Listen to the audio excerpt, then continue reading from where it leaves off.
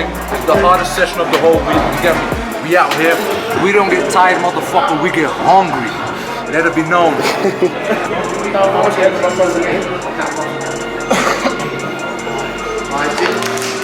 How are we?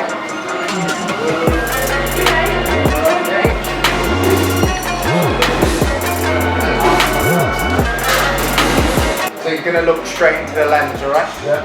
And when I ask a question, try and phrase the question in the answer. Okay. So I'll give you an example. Like, can you walk us through what happened in your last fight? In my last fight, what happened was... Yeah? Yeah. Sound that? Cool. Defeated. You won your last fight.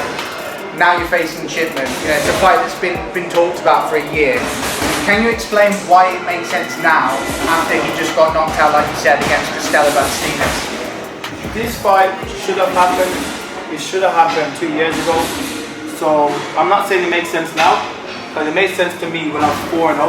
You know what I mean? It made sense to me when I was 4-0, and he's the one that's turned the fight down and pretend like he wanted the fight. So I'm not saying it makes sense now. It's just the fight that Bellator has finally made. You know, I felt like Bellator has forced him into it, and in 2 weeks' time, 2.5 weeks' time, I got a chance to put him to sleep. So you think if it was up to Michael, he wouldn't fight you still? If it was up to Mike, he wouldn't fight me. He wouldn't fight me. It's been on the table.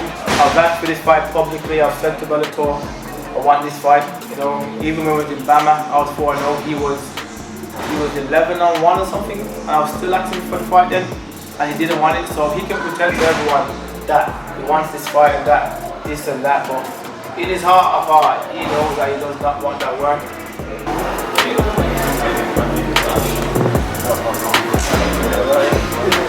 You scoop the shoulders, like same as Jiu-Jitsu, scoop the shoulders, high elbows again. That takes away his underhook.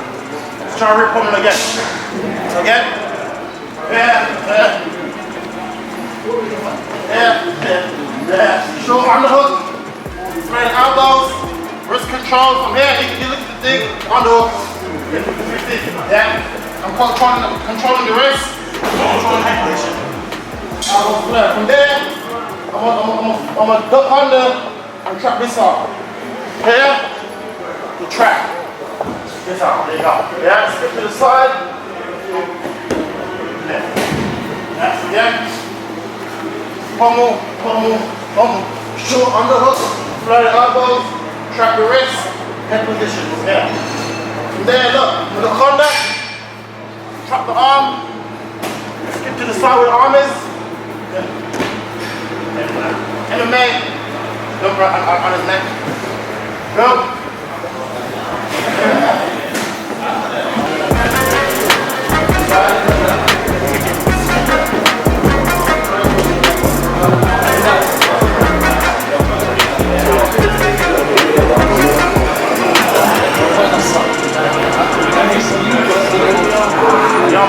Maybe for you, when it first started, it was a friendly fight you were looking to take to progress your career, but it seems to have spiraled out of that. There seems to be some heat now.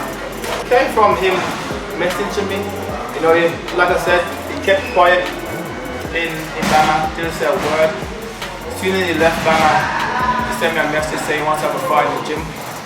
Mate, I'm a prize fighter, I don't fight for free. You know what I mean? I get paid more than he gets paid to show up and win. It might just my show up fee, so I'm not gonna fight him for free in a fucking cold ass rusty gym in London. So that's where he came from. I took that personal, and since then it's just been building, and I can't wait to put this to bed, put him to bed. Let's just say in the hypothetical world, Fabian Edwards gets in the car and he drives down to London and shoots fighters. What would have happened that day? I would have savaged him. That's what would have happened if I went down there. I would have absolutely savaged him. I mean, with no refs in there to save it. You know, like some fighters, some fighters are not real fighter. I know he's not a real fighter because without a ref there and anything there, he would not be the person he is. You know, I am a savage. If there's no ref there, I don't want to say kill him, but he'll be serious, he'll be badly hurt. What are you expecting Shipman to bring to the table in this fight, considering it's kind of like he has to win here after what happened against Costello? I'm expecting him to come in after he's been in his last 6, 7, 8 fights. You know, he's a very straightforward fighter that goes the same stuff over and over again. And that's it. I'm expecting him to come out hard in the first round. And when he realizes the range and the movement is different, then it will calm down and it will start. You start settling in. You start settling in. You start settling in, and you realize it's harder than what I thought it was. You know, I'm not just a left kick, left hand sort of fighter. The movement of range just to be too much for him. Guys in the middle, freestyle. Go.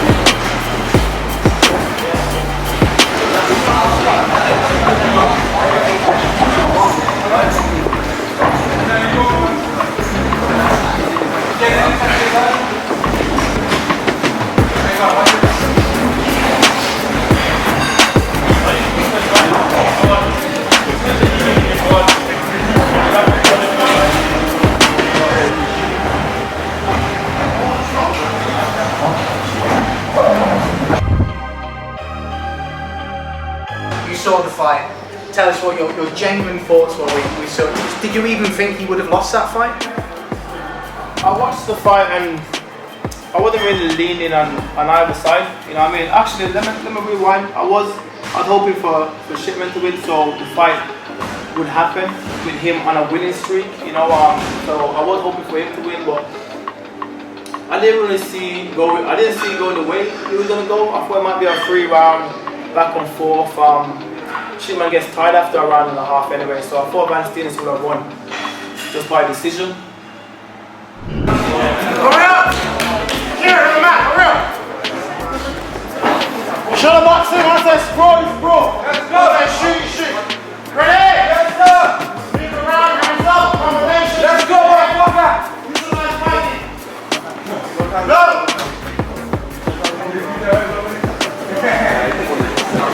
Move around, move around. Move your head. Slip the shots. Hurry, counter. Let's go. Let's go. Combination. There you go, cover ground. Move your head, hands high. Oh, protect yourself. You need tired. Move your head, move your feet. Shut your hips. There you go. Let's go. Move your head. Stay in your space. Let's go.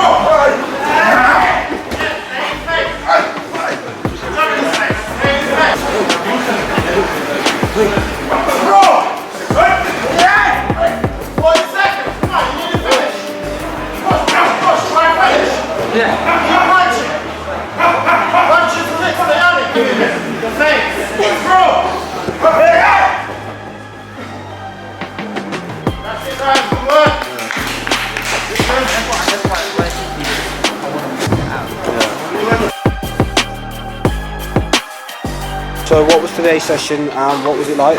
So today's session was cage work, 11 o'clock.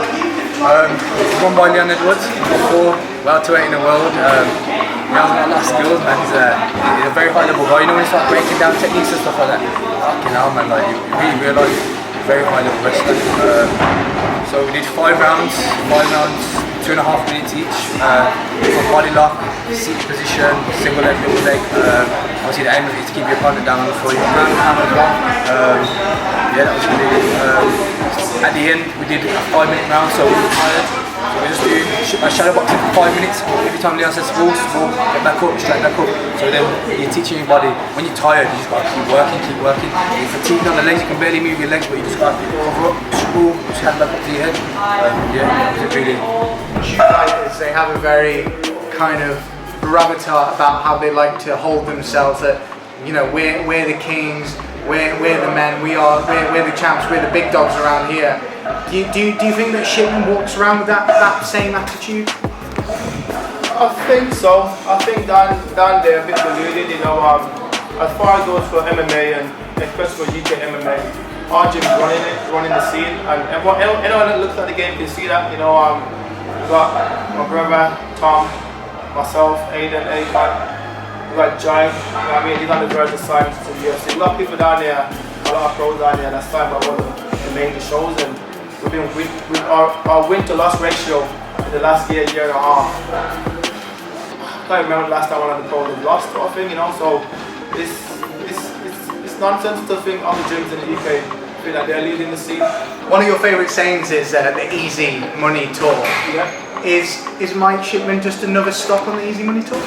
It is another easy one. You know, like people watch him and people see the knockouts, and I don't watch power. I don't fear power. I don't look at power. Think, you know, that's scary. I look at the technical side of the game. I look at the subtle movements and feints. He doesn't do anything like that. He's straightforward, amateur stuff. You know, he's a juicer.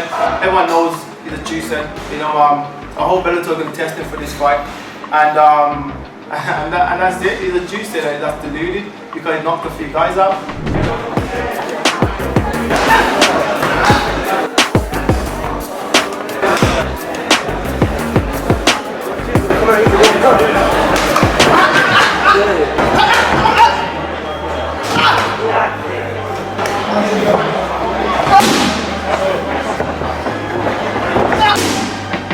How's this camp been going leading up to Bellator London? Yeah, man, it's camp's been going fine. He's been putting in the work.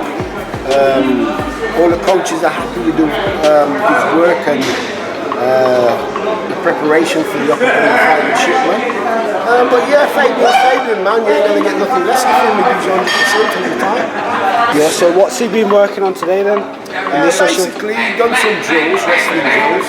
He's finishing off now with a bit of stand-up, with the tactics on the stand-up side of things.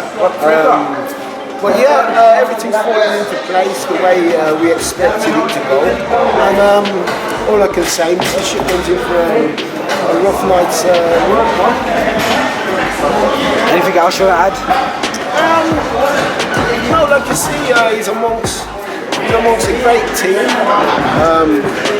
He's been doing his road work, he's put the miles in.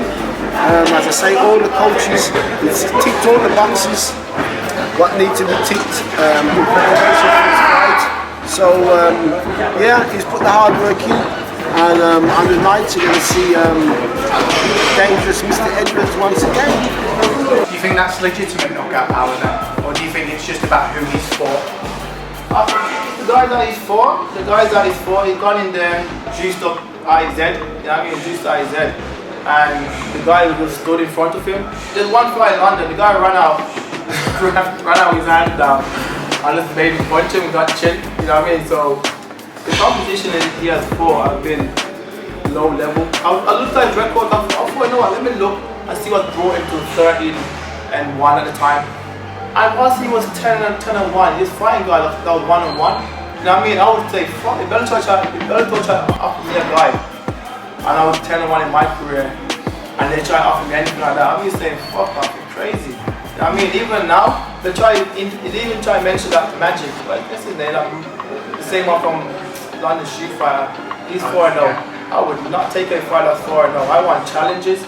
You know what I mean? And he's not down for challenges. Every time he stepped up in real competition, he struggled or he's lost. And that says a lot about him. Sweet, all good.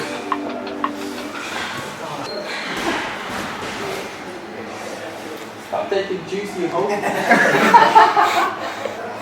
Why? Is it see last? Huh? I actually don't know. Huh? I actually don't know why he's called Seabass. But that looks like one, man. That's definitely the reason.